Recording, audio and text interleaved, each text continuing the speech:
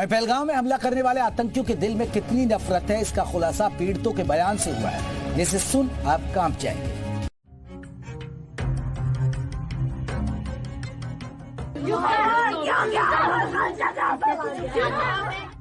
सैयद आदिल हुसैन शाह वो इकलौता मुसलमान शख्स जिसे आतंकियों ने पहलगाम हमले में मार डाला। पहलगाम में जिन लोगों की हत्या हुई उनके परिवार वालों का दर्द झलक रहा है। पीड़ित परिवार का कहना है कि हमलावरों ने कहा कि आतंकियों ने कहा कि वो कलमा पढ़े, ऐसा नहीं करने पर गोली मार दी। आतंकियों ने अल्लाह अकबर के नारे लगाने को कहा। अपने आप बोले ना मुझे पर थी, क्या बोलते भेलपुरी खाली से बेलवती साइड में था, एक इंसान है उसने उसको गोली मार दी। यहाँ पे उसने बोला कि शायद मुस्लिम नहीं है, उसने उसको गोली मार दी। नहीं आप टेंशन मत लो, अब बेटा आप यहाँ पे रहो, हम साथ में। अनंतनाग में हुए आतंकी हमले में कानपुर के शुभम द्विवेदी की भी हत्या हुई। उनके भाई ने जी न्यूज को बताया कि आतंकियों ने पहले उनसे उनका नाम पूछा, फिर गोली मार दी। यहाँ पर टेररिस्टों ने कई लोगों से नाम पूछे। शुभम भैया से कहा कि अगर तुम कलमा पढ़ दोगे तो हम तुम्हें गोली नहीं मारेंगे, और गोली मारने के बाद उनकी वाइफ से कहा कि हम आपको इसलिए छोड़ रहे हैं ताकि आप जाकर के अपनी सरकार को बताएं कि हमने आपके साथ क्या किया। इन बयानों से साफ है कि आतंकियों की मंशा कश्मीर में आने वाले हिंदुओं को टारगेट करना था, ताकि कश्मीर में सैलानियों की संख्या कम हो और वो दहशत के मारे यहां आना बंद कर दें। पहलगाम में हुए आतंकी हमले के बाद अब उन चेहरों की तलाश शुरू हो गई है जिन्होंने इस नरसंहार को अंजाम दिया। आतंकियों के स्केच सामने आ चुके हैं। इन चेहरों को देखिए, इन आंखों में देखिए वो हैवानियत जिन्होंने पहलगाम की जमीन को खून से रंग दिया। ये वही आतंकी हैं जिन्होंने मासूमों पर गोलियां बरसाई। किसी ने नाम पूछा तो किसी ने धर्म पूछा और फिर गोली दाग दी। अब इन चारों की तलाश में सुरक्षा बल जुट गए हैं और सेना की कई टुकड़ियां पहलगाम में सर्च ऑपरेशन चला रही हैं। इलाके को पूरी तरह से घेर लिया गया है। सेना का फोकस सिर्फ इन्हें पकड़ना नहीं है, बल्कि उन्हें भी ढूंढ निकालना है जिन्होंने इन्हें पनाह दी, खाना दिया, रास्ता दिया और फिर भागने में मदद की। सेना, जम्मू कश्मीर पुलिस दोनों ही मिलकर इन चेहरों के पीछे की पूरी साजिश को खंगाल रही है।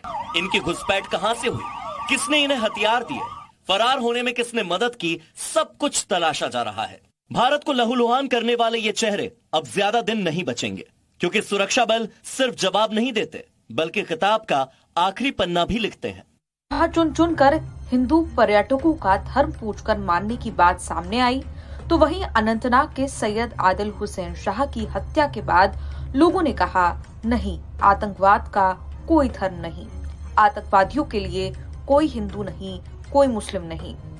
पहलगाम का शांत और सुंदर शहर मंगलवार को तब दहल गया जब आतंकियों ने निर्दोष लोगों, पर्यटकों की जान ले ली।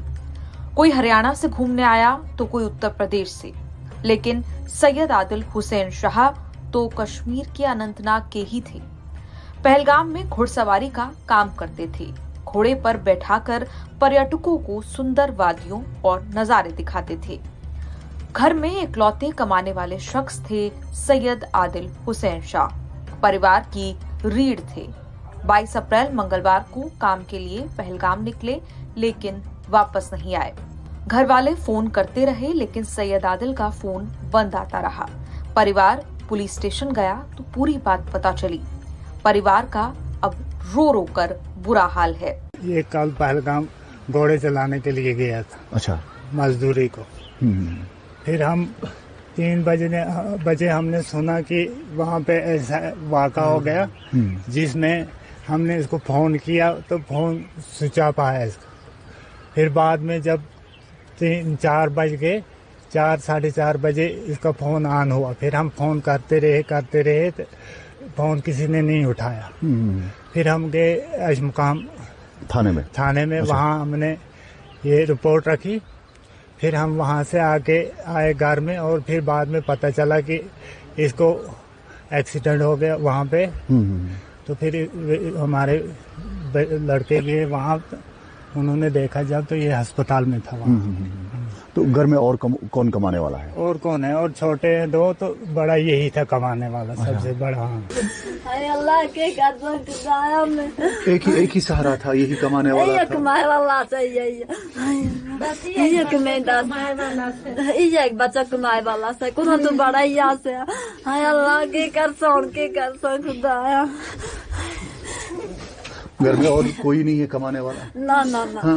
ये कमाए वाला, ये वहाँ पे घोड़ा चलाता था। रिपोर्ट्स के मुताबिक जब आतंकियों ने लोगों पर हमला किया तो सैयद आदिल हुसैन शाह उन्हें रोकता रहा, ये कहते हुए कि वो ऐसा ना करें, ये मासूम है, ये कश्मीरियों के मेहमान हैं, इससे कोई फर्क नहीं पड़ता कि इनका मजहब क्या है। लेकिन आतंकियों ने उसे धक्का दे दिया। रिपोर्ट्स के मुताबिक सैयद आदिल हुसैन शाह आतंकियों से भिड़ गया और उनकी राइफल छीनने की कोशिश की। इस दौरान आतंकी की राइफल से निकली गोलियों का वो शिकार हो गए, जख्मी होकर जमीन पर गिर गए। घायलों के साथ अस्पताल ले जाया गया, लेकिन तब तक वो दम तोड़ चुके थे। 3 बच्चे हैं। अच्छा, बड़ा यही था। इसकी शादी हुई थी? इसकी शादी हुई थी। अच्छा, इसका एक बच्चा था, वो बीमार गया था। तो अब इसको कमाने वाला कोई नहीं। हमारी अपील है कि बहुत गरीब है, बहुत गरीब है, इसको नजरसानी की जाए, इनकी बच्चों को भी हिफाजत की जाए, बस हमारी यही अपील। बेगुनाह था बेचारा। सोशल मीडिया पर इस हमले को लेकर मजहब देखकर मारने की बहुत चर्चा है, लेकिन मुस्लिम शख्स सैयद आदिल हुसैन शाह की हत्या के बाद लोग कहने लगे कि किसी भी धर्म का आतंकवाद से लेना देना नहीं है। इससे पहले मंगलवार को तब सनसनी फैली जब पता लगा कि आतंकियों ने बाकायदा टूरिस्ट का धर्म पूछकर गोली मारी। कई लोगों का दावा है कि अपने आप को मुसलमान साबित करने के लिए आतंकवादियों ने पुरुषों की पैंट उतरवाई, उनसे कलमा पढ़ने को कहा, उनके आईडी कार्ड चेक किए। दावा है कि जो हिंदू थे उन्हें टारगेट किया गया और जो मुस्लिम थे उन्हें छोड़ दिया गया।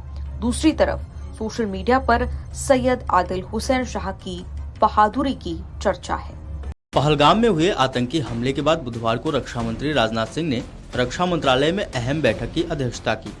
इस बैठक में सीडीएस अनिल चौहान और एनएसए अजीत डोभाल भी शामिल हुए।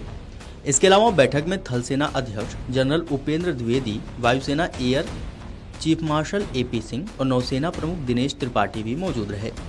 बैठक में पहलगाम आतंकी हमले के जवाब में भारत की प्रतिक्रिया पर चर्चा हुई। बैठक में जम्मू कश्मीर में सुरक्षा के हालात पर भी बात हुई और रक्षा मंत्री ने सुरक्षा इंतजाम के कड़े निर्देश दिए हैं। जिस जगह हमला हुआ उसके आसपास भी सैनिकों की तैनाती बढ़ाने के निर्देश दिए हैं, जिससे कि जल्द से जल्द हमलावरों को पकड़ा जा सके।